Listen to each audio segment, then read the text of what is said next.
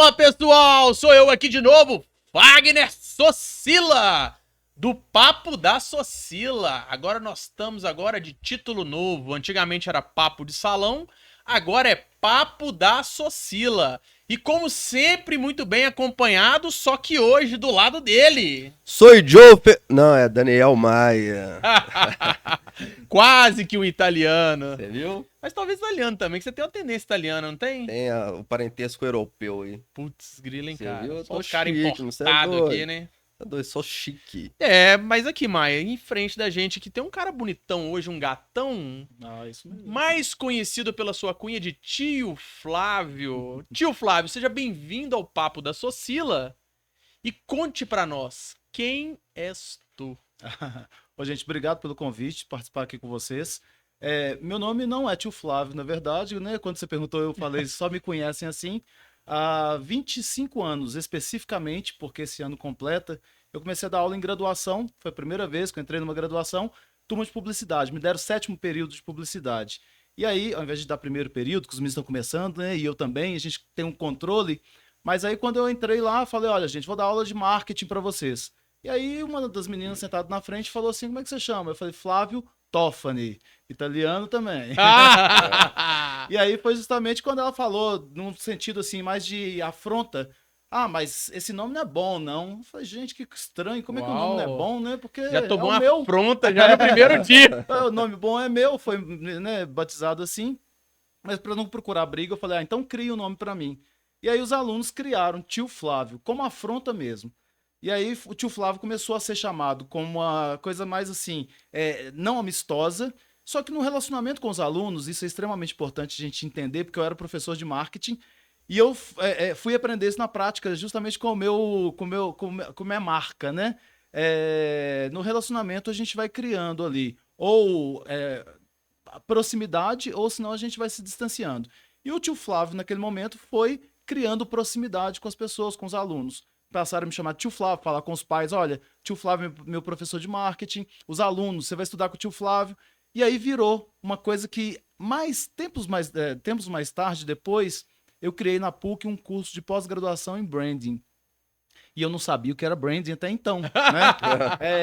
E aí, quando eu fui descobrir que branding é gestão de marca, e que marca não é um desenho, que marca não é uma logomarca, mas que marca são os valores, né, que estão presentes num relacionamento, num site, numa conversa, são os valores que a marca sustenta. E aí eu vim descobrir, então, que esse relacionamento meu com os alunos era uma marca. E que aí o Tio Flávio foi sendo usado com os valores criados naquela época e mantidos por mim, que eu tento mantê-los até hoje, de respeito, dignidade, proximidade, coisas desse tipo. Pô, Flávio, que aula de marketing, parabéns, viu? Mas a gente vai entrar um pouquinho mais profundo nessa história aí. Porque você falou do Flávio Pronto, ou do Tio Flávio Pronto. Só que a gente vai rebobinar a fita agora um pouquinho. E vamos entrar no que te fez transformar no Tio Flávio. Por quê? Porque todas as pessoas que a gente traz aqui, é muito importante que elas vislumbrem para as pessoas que vão assistir, vão ouvir elas, que ninguém nasce pronto. Às vezes a pessoa passa por uma crise de identidade ali, de falar assim, pô, cara, será que eu sou isso tudo mesmo? Será que eu tô no caminho certo? E é muito comum, quando chega na metade do caminho, dar aquela vontade de voltar e começar novamente. Conta pra gente, onde que realmente nasceu toda essa gana, essa vontade pela publicidade, pelo marketing, por tudo isso que norteia a capacidade de transformar aquilo que as pessoas não têm interesse em uma necessidade máxima. Porque, afinal de contas, o marketing é isso, né? É criar nas pessoas um desejo que elas não têm. Conta pra gente, de onde que nasceu essa vontade lá atrás, quando você era jovem ainda, de escolinha? Na verdade, assim, dentro da faculdade, quando eu fui fazer comunicação, minha mãe falou, faz direito. Aquele sonho de toda mãe, todo pai, né? Vai ser doutor, vai fazer medicina, vai fazer direito, vai fazer engenharia, que no passado era assim. Eu tenho 50 anos hoje. E não parece, viu? Parece bem mais, eu sei. Rodou no minério. Parece 50 anos de experiência. Deu aula. Na verdade, é justamente isso, né? Cara, O deu 80 aula. hoje tem que parecer 50. É sobre né? isso. Porque no passado 50 era o auge, né, Olha da que vida. colocação que você fez. Muitas pessoas já estavam terminando já o processo de vida, já com 50, falando de aposentadoria, que não dava, mas também a gente não podia mensurar o tipo de trabalho que era.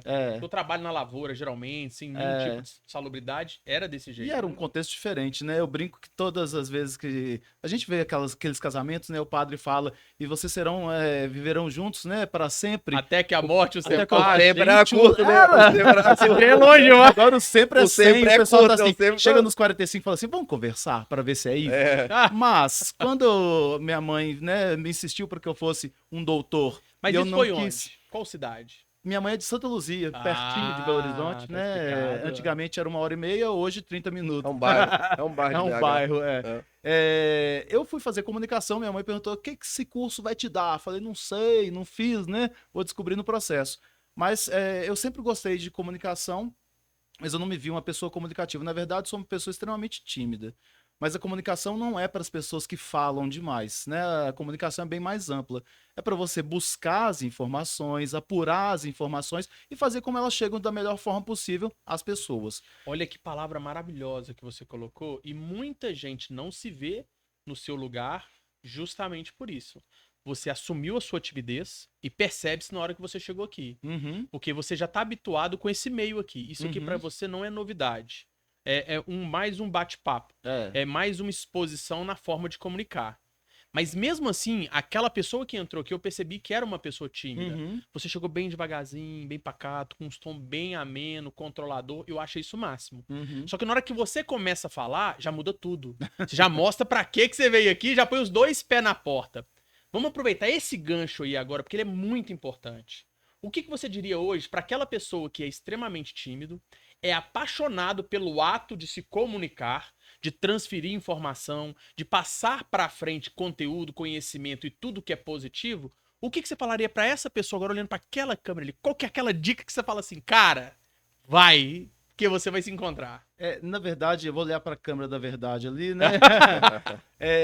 A gente tem que se conhecer, na verdade. Saber o que agrada, o que não agrada. A gente tem um processo hoje que a sociedade pede para que a gente seja alguma coisa e a gente cria esse alguma coisa que a sociedade quer e isso é doído para a gente.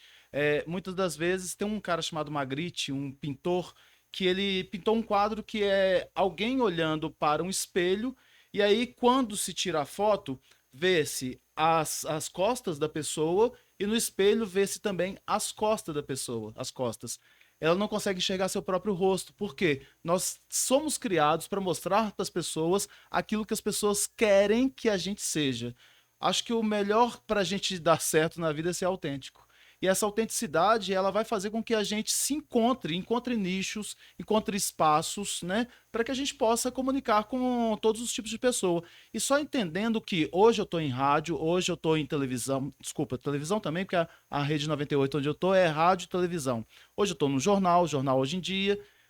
Hoje eu sou escritor de livros, faço palestras, sou professor. Mas a comunicação ela se dá não só nesses ambientes, a comunicação se dá no entrar aqui sem falar nada. Se dá quando eu entro numa loja e vejo se essa loja está iluminada, se as pessoas estão percebendo que eu entrei, se as pessoas estão atrás de mim me perseguindo como se quisesse que eu fechasse uma compra o mais rápido possível. A comunicação ela não está só no ato de falar, ela é muito mais rica em todos os outros atos que a gente pode fazer. E aí você deu uma dica. Quando eu entrei tímido porque eu estava pensando, pesquisando e entendendo onde eu estava pisando. Quando as pessoas elas já vêm com uma falsa... elas já querem parecer que elas já são de casa, isso é algo falso para poder quebrar, muitas das vezes, um encontro. Medo, talvez, né? É o medo daquele encontro ali. Só que aí você perde as oportunidades de, em segundos, reparar onde você está. E aí, voltando para o marketing, eu tive aula com um cara que trouxe o conceito de marketing para o Brasil, ele chamava Raymond Richards, e o Raymond Richards falava uma coisa fantástica. A definição dele de marketing era o seguinte: marketing é entender para atender. A gente tem uma ânsia de atender o cliente, a gente tem uma ânsia de, ouvindo o que o cliente fala, transformar a loja da gente, transformar os produtos da gente. Aí eu já vou linkar essa fala com um cara chamado... esqueci o nome dele agora, fala sobre os círculos dourados. Depois a gente lembra, senão coloca uma legendazinha. Esse cara que criou essa metodologia, um pesquisador londrino, ele fala que a gente trabalha muito aqui nesse círculo do extremo, que é o quê. a gente está entregando os ok's, mas a gente não pensou no centro do processo, que é justamente trabalhar o porquê. Então, qual que é a filosofia da sua instituição? Qual que é o propósito seu próprio? Esse é o porquê. Descobriu isso que vai movimentar todo o seu processo, todo o seu negócio, vão para o como, e depois a gente cai no o quê. Ô tio Flávio, quem diria, hein? Um menininho lá do interior de Santa Luzia, com os joelhinhos tudo ralado, Pezinho tampa todo do, descalço. tampa do dedão cortada de futebol e de repente falando com essa sabedoria tão grande. Mas e aí? Qual que foi a quebra de paradigma na hora que a mãe quis um médico, quis um doutor e você falou assim, eu vou na comunicação? É porque o que mais me agrada. Na verdade, eu acho que os três que as pessoas geralmente apresentam, né? Que no passado era mais restrita. Gerente de conta de banco? Ou você vai virar gerente da Caixa e do Piloto de Banco do avião. Brasil. É porque gerente da Caixa e Banco do Brasil é concurso. Então você tem Exato. estabilidade para Garantia, sempre. né? É. E eu nem sei o que é estabilidade, E né? nem Porque, quero, né? a gente não vive vida estável, né? A gente está num alto e baixo o tempo todo. E aí eu vou até falar uma coisa que é interessante que eu percebo nas palestras e nos projetos sociais que eu atuo. A gente tem uma sociedade que cobra o tempo todo da gente para que a gente seja de sucesso, que a gente seja feliz. Então tem essas ditaduras da felicidade, a ditadura do sucesso, do poder. E a gente tem que começar a entender o que é sucesso pra gente. Aí, lá em Santa Luzia, eu viajo muito, eu dou palestras fora do país, eu fiz cursos fora do país, e eu cheguei pro meu irmão, que é engenheiro e mora lá em Santa Luzia. Que é o fenômeno lá, né? Pelo menos ele fez engenharia e satisfez minha mãe, né? Exato. Aí quando eu cheguei pra ele, falei, ô fulano, viaja, pega sua esposa, seu filho, vai pra Argentina. E ele falou, eu Tão sou feliz bonito. aqui. Olha, eu achei tão. Parece cômodo, parece comodismo. Quem sabe se é cômodo ou não é a pessoa, tá? Mas eu sou feliz aqui. O que é bom pra mim pode não ser bom pro outro. Perfeito. Então, quando eu entrei pra comunicação, eu entrei com o intuito de descobrir como que se dão as relações Exato. interpessoais, como que eu sou muito curioso.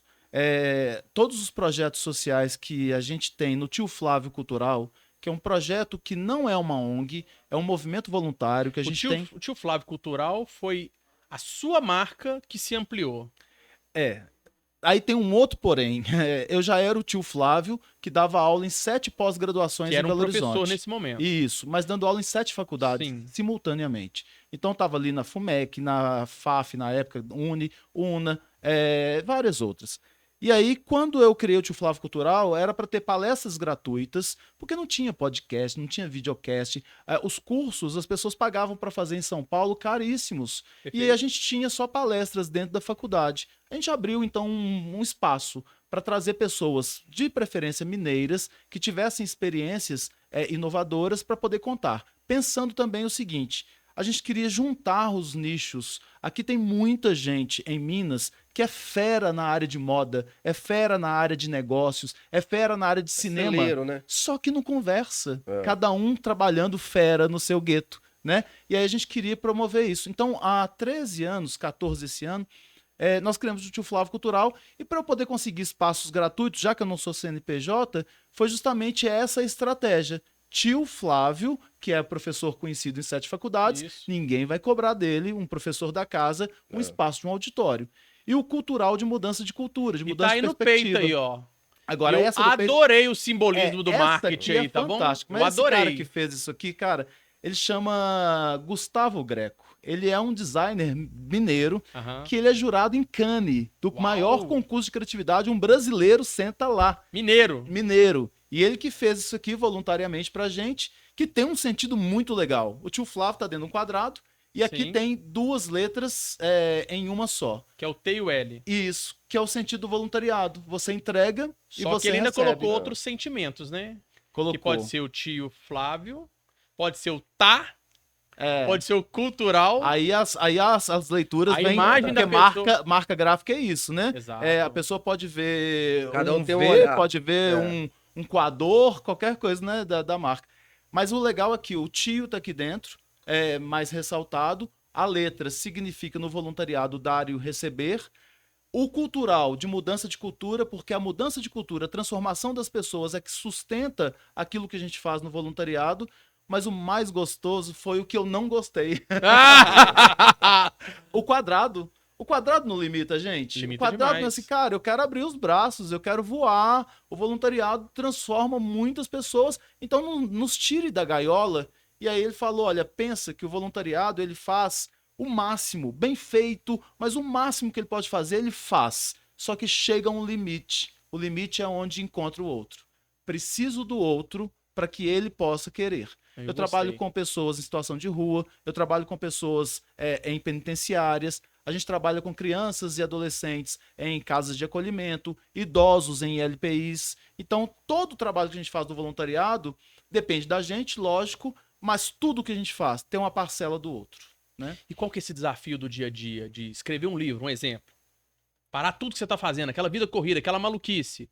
Porque se você pegar só os perrengues, as coisas que você viveu, só nos cursos que você já deu, já dá mais que um livro. Conta como é que nasceu essa história do livro no coração. Acho que o desafio maior também é algo que eu acho que todos nós estamos buscando. Tinha um matemático chamado Pascal que falava que todos nós buscamos a felicidade. Naquela época, né, séculos atrás, ele usou um termo muito pesado, mas que infelizmente é atual até hoje. Até as pessoas que buscam a forca estão buscando a felicidade.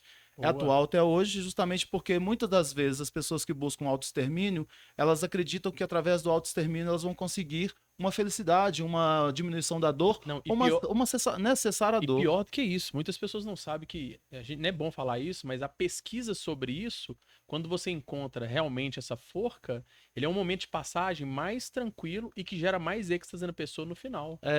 E que tem, se a gente estudar, eu estudei muito sobre suicídio, morte e finitude por causa dos grupos que a gente trabalha. Mas quando a gente vê, há um sofrimento muito grande, que é um adoecimento mental. A gente tem que pensar, olha, eu tenho um problema no coração, o coração é um órgão, eu tenho que ir no cardiologista. Só que a gente não trata o nosso cérebro como um órgão. Exato. A gente trata como frescura, né? Tem uma Ou como depressão, pior, frescura. fraqueza, né? Ou A gente fraqueza. acha que tá fraco. Aí vem aquele cara chamado Vanderly, né? Que fala justamente pra gente onde vão estar as pessoas quando a dor chegar. Porque na hora do sucesso tem um monte de gente, como diz os meninos mais novos, colando com a gente. Tá colando. Mas aí entra a comunicação dentro desse sentido aí do autoextermínio, que é essa comunicação também não provoca isso, que é o desejar algo que muitas vezes eu não tenho capacidade de conquistar ou não tá perto de mim. Eu quero uma Ferrari, mas nesse momento eu não consigo, eu não tenho capacidade de ter. Isso me frustra. Ou da mulher perfeita, ou do casamento, o casamento acabou e eu não assumo isso. Onde que entra a comunicação nisso pra gente... O dilema das redes sociais. Pra gente não resolver, mas pelo menos diminuir. Porque eu vejo assim, antigamente era muito forçado a gente, né? Você tem que ser sucesso e algo, e aquela coisa toda. Aí hoje também tá indo pro lado oposto. Você não precisa de fazer nada, você tem que ser feliz desse jeito. Aí você tá vendo muito pai de família que não sustenta a família, muito adolescente que não quer trabalhar porque estão se falando pra ele que ele tem que ser feliz do jeito que ele é, mas aí cai na produtividade. Na verdade, a gente tem os dois extremos, né? Os dois extremos não são suficientes. A gente tem que fazer como o Buda falava, busca a linha do meio, né? Porque quando a gente fala comunicação no que diz respeito a mídias, entra esse filme O Dilema das Redes Sociais, né? Que fala justamente aquilo, que a menina posta uma foto linda, ela é linda, e mesmo se não fosse, né? Ela postou uma foto. As pessoas começam a curtir. Quando alguém não curte, ela cai. Justamente, eu não tô falando que a gente tá numa geração de mimimi, não, tá, gente? A gente tá numa geração que vai evoluindo fruto daquilo que a gente vai tendo aí em ambientes macro, né? De mudanças de economia, de tecnologia, de cultura. Mas quando a gente fala o seguinte, a gente tem que ser feliz como isso não é uma fórmula. Não é para levar o comodismo. As pessoas elas têm que buscar a felicidade onde elas se encontram, desde que haja moral e ética. O que é moral? Aquilo que faz morada, valores que temos dentro de nós. E o que é ética? Aquilo que pauta a nossa relação. Bom, eu trabalho com pessoas que estão na penitenciária. Quando eu entro numa penitenciária, eu entro e olho não para o bandido, mas olho para o indivíduo, porque eu não vou trabalhar com o bandido, já tem gente trabalhando. Eu trabalho com o indivíduo. E ali, se a gente for pensar que ao roubar alguém ele ficou, entre aspas, feliz, que é aquela felicidade que passa, né? A felicidade de comer um chocolate bis. Eu comi um chocolate bis, eu fiquei feliz. Só que é uma felicidade que passa. Não é o hedonismo que a gente chama, Instantâneo, né? né? Exatamente. Porque a eudaimonia, que é aquela felicidade mais contínua, na filosofia fala eudaimonia. O hedonismo é a felicidade que você comeu agora o chocolate, ficou feliz, mas precisa de outro. A gente não tem que levar a nossa vida para esse lado do hedonismo, de satisfazer os prazeres e achar que eles são suficientes. É buscar sentido. E esse buscar sentido dói, é difícil. Então, muitas vezes as pessoas ficam perdidas nisso aí. Quando a gente fala desse perder o namorado, perder um emprego, pode causar, e a mídia também, né? Falando que todo mundo tem que fazer sucesso, tem que ter um bom carro, as músicas muitas vezes incentivando o cara a ter um cordão de ouro.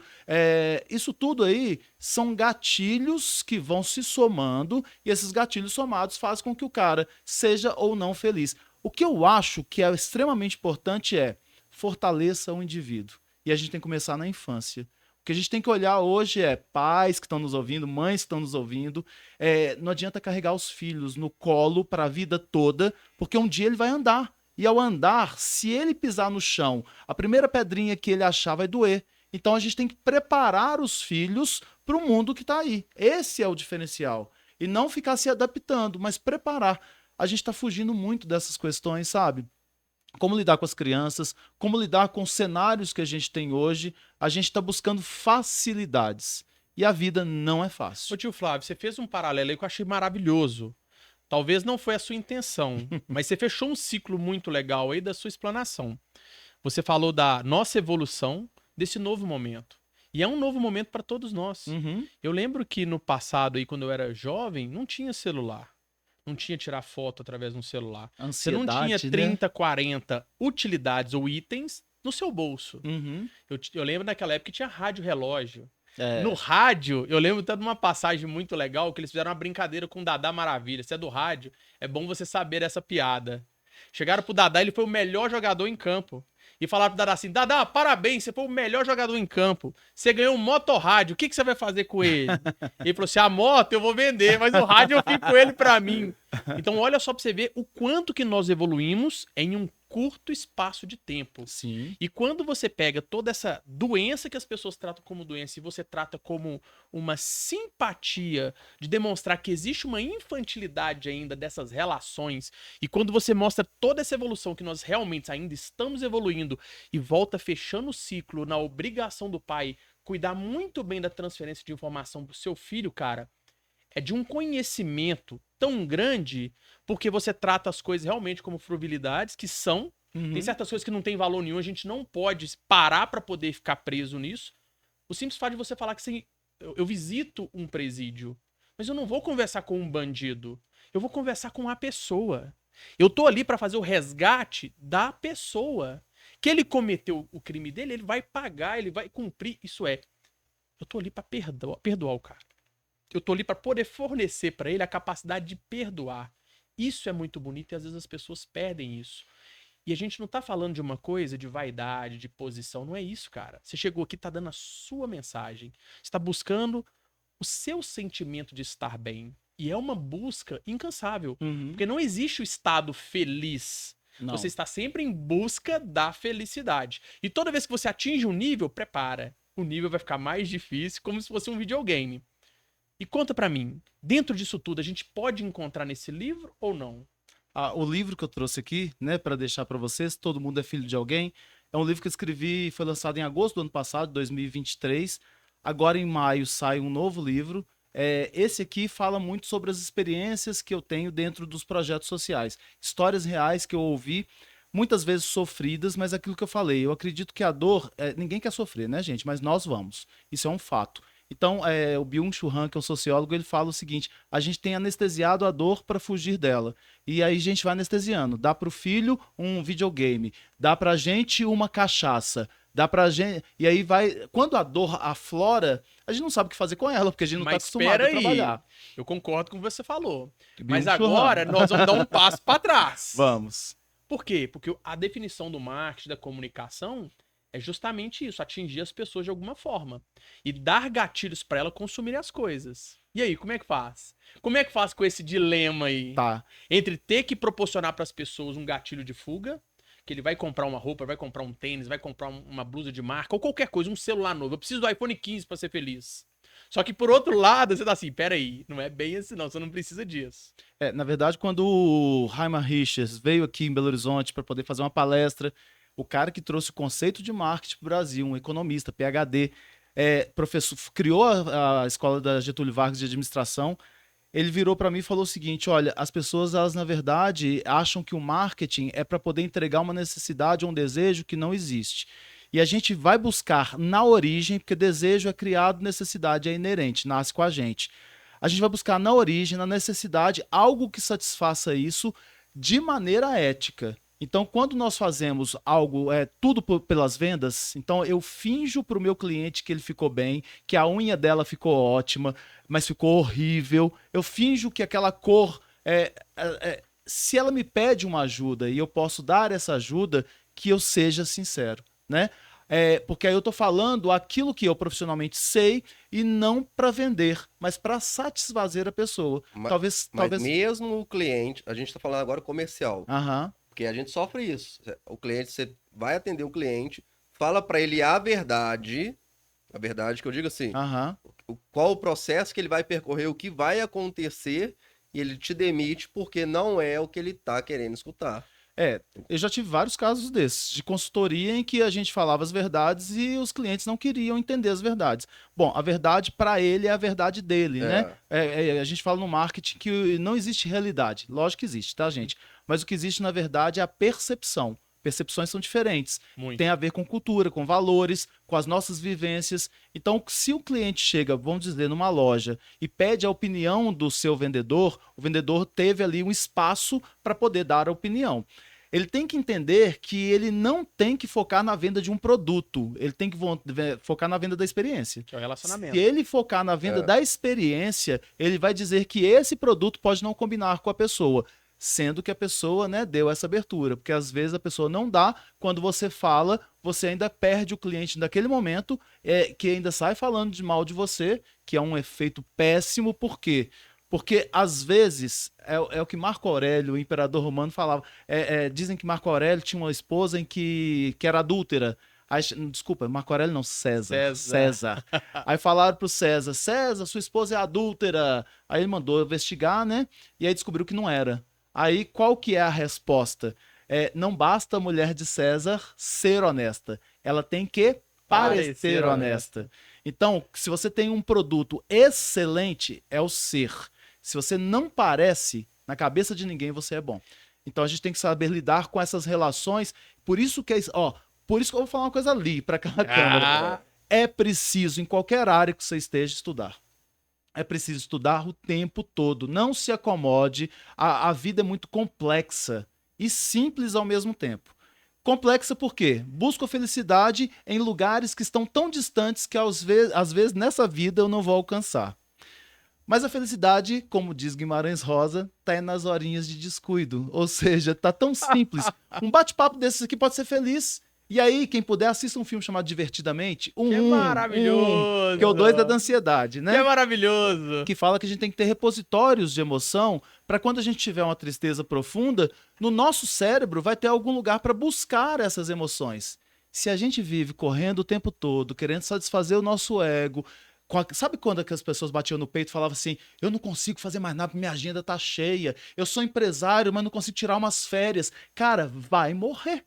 Vai morrer de qualquer jeito, mas vai morrer mais rápido. Porque, olha, se você bate no peito falando que você não pode tirar umas férias da sua empresa, algo errado tem na sua empresa, né? Você tem que se afastar. Então, quando a gente fala dessa questão de viver os momentos pequenos com felicidade, se você chega em casa e vê uma criança de 6 anos, um filho seu te abraçar, você não coloca consciência naquele abraço, aquele abraço não vai ser um momento de felicidade.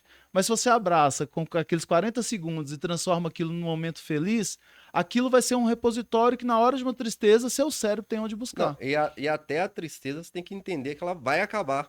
Ela Ela vai, vai mas passar. que ela é importante. Não, você tem que passar Porque pelo processo. a gente precisa desses contrastes. É. Imagina se a vida fosse só feliz, eu não saberia jamais, porque eu não sei o que é tristeza. Se a vida fosse só clara, eu não saberia o que é o escuro. Então a gente precisa. E isso pode parecer uma receita, tá, gente? Mas o que você falou vai passar. Nós já passamos por muitas dores. A gente tem que saber lidar com essas dores, aproveitar essas dores, o que elas têm de mestra, mas entender. Na vida, a dor é uma professora. Só que a gente tem outros professores. A solidariedade é um. Eu tive um acidente de ônibus o ano passado, que eu estava dentro de um ônibus de uma empresa tradicional, em que dentro desse ônibus morreram 3 pessoas. Uau. Eu estava naquele ônibus, 8 pessoas saíram sem nada. Eu fui uma dessas pessoas. E eu ressalto, eu estava de cinto, viagem de cinto. Isso é muito extremamente bom colocar essa observação, importante. porque ninguém tá nem aí, né? Uma criancinha vai deitado no colo do pai. E o pai Acho tá que tá dentro deixando. do ônibus, é seguro, né? Aí Não tira o cinto pode. da criança para deitar, para ficar mais relaxado. Gente, a criança devastador. voa, infelizmente. E aí, quando aconteceu isso, olha, a gente passa em acidentes e vê lá nas BRs um monte de gente parado tirando foto, filmando. E a gente fala, o brasileiro, a humanidade tá perdida. Cara, quando acontece o acidente, as pessoas que param para ajudar. Normal. As primeiras. Descem para ajudar. Quando tem uma catástrofe, você vê que sobra, não tem espaço para colocar nos bombeiros roupas doadas. A gente está numa humanidade que não está perdida. Eu acredito muito nisso. E aí, só vocês me cortem quando for necessário. Quando eu comecei a dar aula de comunicação, tinha uma história que eu contava para meus alunos, mas não inventei essa história. Cheguei aqui na porta do estúdio, tem um cachorro ali na porta do estúdio. O cachorro olhou para minha perna, veio e mordeu a minha perna, né? Isso é uma brincadeira, logicamente. Vai dar em alguma revista e jornal por aqui que o tio Flávio foi mordido na porta do estúdio? Não vai. Não vai vender. Faça o contrário. O que é notícia? Se eu saio pela Rádio, pela Barão Homem de Melo, correndo atrás de um cachorrinho, alcanço e eu mordo esse cachorro... Aí já muda o cenário. Aí já muda. Por que muda? Porque cachorros mordem pernas, isso não é destaque. É o natural dele. Mas É a natureza. do contrário, não é a minha natureza morder o cachorro. É. O que é raro vai pra mídia.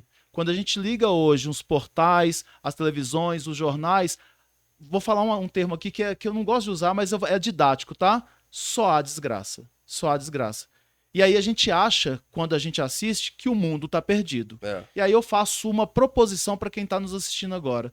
Pensa o tanto de gente que vocês conhecem que nunca apareceram no Fantástico e que fazem o bem todos os dias. E fazer o bem não é só entregar a cesta básica, é parar para ouvir. Quando você tá ali fazendo uma unha de alguém, fazendo o cabelo de alguém, é você ouvir a pessoa. E o que é ouvir? Para de formular a resposta, porque a gente vive numa sociedade que acha que tem que dar resposta para tudo. E tem hora que tem que falar assim, cara, eu não sei. E a dúvida é tão boa, né? A Não, ignorância é uma dádiva. Olha, quando a gente estuda muito, a gente vê que a gente é extremamente ignorante. Eu acho que o estudar nos dá uma ansiedade, porque a gente descobre que é ignorante. Porque você acha que você vai chegar assim no final do novelo, né? E o que a pessoa vai encontrar nesse livro aí? Fala pra mim. Já que você tá falando do vendedor, ele tem que ser autêntico, ele tem que realmente mostrar, e antes de vender, ele tem que criar uma experiência.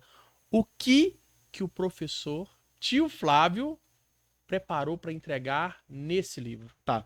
Esse livro não é um livro de marketing especificamente, né? Eu trabalho com marketing há 25 anos, mas eu fui muito para as relações humanas, né? O relacionamento é que pauta tudo que a gente está fazendo aqui. E aí, quando eu escrevi esse livro, foi justamente para pensar o seguinte: dentro do marketing, eu comecei a trabalhar com um negócio chamado endomarketing, um olhar para dentro da organização para fortalecer a cultura, fortalecer as pessoas, para que o cliente seja atendido bem, né? Atendido bem não é só receber o que pediu, Gestão mas do é exemplo. todo um processo, né? E aí, quando a gente fala de endomarketing, eu estou trabalhando gente. Se a gente vive numa sociedade em que foca nas vendas, e as vendas são importantes, eu tenho contas para pagar, eu tenho sonhos para realizar, isso é importante, tá?